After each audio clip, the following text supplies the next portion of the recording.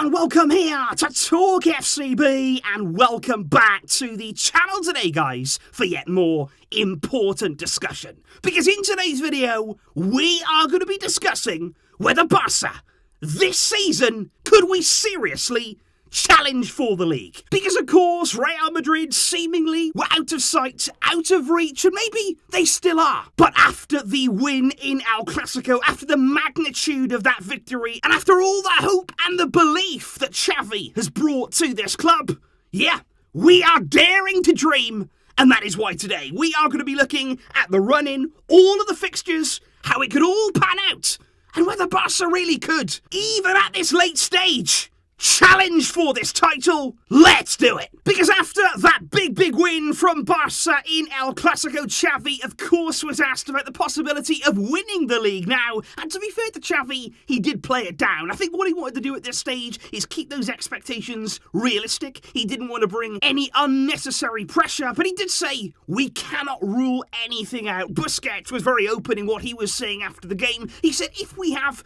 the slightest chance, if there is the smallest possibility of winning the league, we will go for it. He said, first though, you got to put yourself in second place, because that is where Sevilla are right now. And Joan Laporta, the Barcelona president, after the Clasico, said we can fight for the league. He said the team is clearly improving. We are in fine form. We are going into the final stage of the season knowing that we can win the league. He said we got to win all our games. It is a big challenge, but we like big challenges. And the club has that kind of mentality. But when it comes to Real Madrid, Ancelotti, I think, was much more calm, even in the face of defeat. He said we'd have taken this at the start of the season to be 9 points ahead in the league and also in the Champions League quarterfinals. He said, I'm very sad about the defeat to Barcelona, but the 9 points gives me balance. Real Madrid believe their lead is big enough. Because yes, when you look at the league table, Real Madrid are indeed comfortably out in front there. They have 9 games of the season left and they are 9 points ahead of second place Sevilla. Barca, for now, lie in third place in the league, but you will notice there that we do have a game in hand on the rest of the field, which means that should we win that game, we would then find ourselves 9 points behind Real Madrid at the top. And let's not forget as well, Barca, after that big Clasico win, would also hold the head-to-head advantage should the two teams end level on points. And of course, at this stage, many people will be saying, well, Barca still, surely, they can't make up that kind of gap. They just can't really find a way to make up that kind of difference. But just have a look at this here. Over the last 15 games, the team on top, it is very much Xavi's Barca. Since he has come in at the coach, since the changes that we have seen under him, Barca have been the form team in La Liga. We've proven that now with a victory over Real Madrid. And it's not just about the points from that victory. It's not just about here the fact that we have closed that gap just a little bit. It's also the mental side. The mental shift that could have happened and can happen now after that win. Which brings us on to the run-in at the final stage of the season. All of the remaining games for the top 4 and how each of them could play a very significant part in this race. All opponents in the top 6 will be shown in red to highlight the kind of difficulty that is going to be on show in those matchups. Those in the top 12 will be displayed in orange, with green teams then the rest of the league from 13th place to 20th in La Liga. And let's start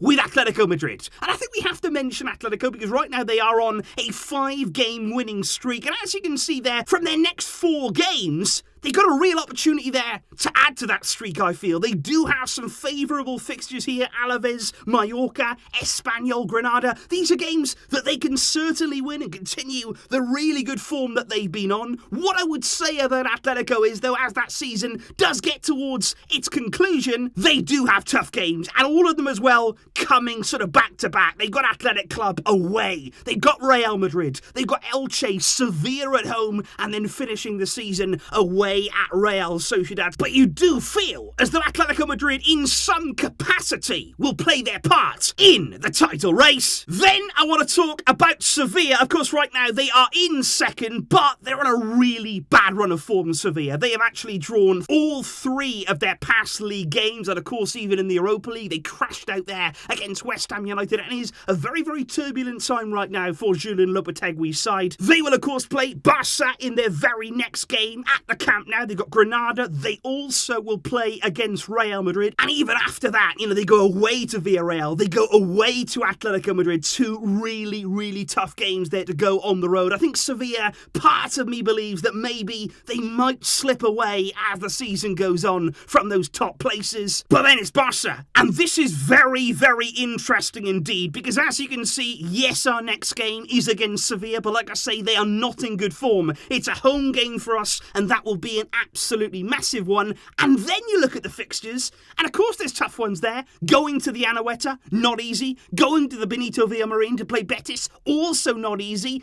But apart from that, on paper, you got Levante, Cadiz, Rayo, Mallorca, Getafe, Celta at home. Those are not bad games. Those are not bad games at all. If you want to build up some momentum, if you want to continue this current form, Barca are certainly capable of winning, I would say, most of those. We know that we need to be pretty much perfect to challenge for this league, but those are not bad fixtures. Whereas Real Madrid, and this is when it does get interesting indeed, especially when you're looking at the colour, because first of all, they go away to Celta. That is not an easy game. I have to say, on the way back from international break, to go away to Celta straight away is not easy. They've then got Getafe, which is going to come in between their Champions League games against Chelsea. After the second leg against Chelsea, they're then going to go away to Sevilla, away to Osasuna, also not an easy game. They've got Espanyol. They go away to Atletico Madrid before ending there with Levante, Cadiz, and also Real Betis.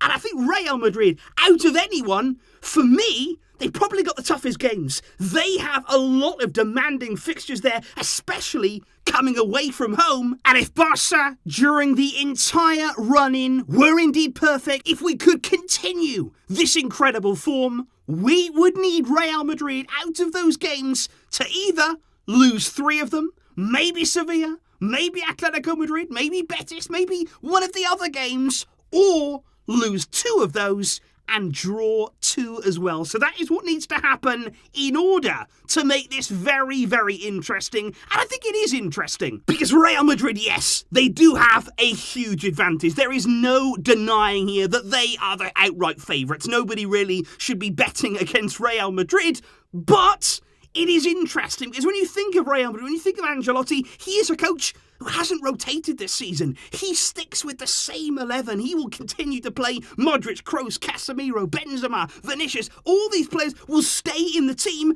and he doesn't trust the rest of them. So what you're asking here is, can Real Madrid hold it together until the end of the season? You've also got the Champions League. Will that play a part? Will Real Madrid become distracted by the Champions League? Will they lose their focus in league games? And if that gap just starts to narrow, if those doubts just start to creep in, what Barca have to do is be right there. We cannot afford any slip-ups. We've got to win and win and win and win to put the pressure on. If Real Madrid drop points, Barca have to be perfect. And even if at the end, if we do fall short, even if at the end we say, well, actually, that coaching change for us did come a little bit too late to make up that gap in the end, I think we can still be proud. And I think what we have to do is push Real Madrid as hard as we possibly can. And at the end of the season, we will look on and take confidence from that, take belief from that, and going into next season, we can fancy our chances. So please, guys, do leave your thoughts in the comments down below on how you believe here the title race is going to go.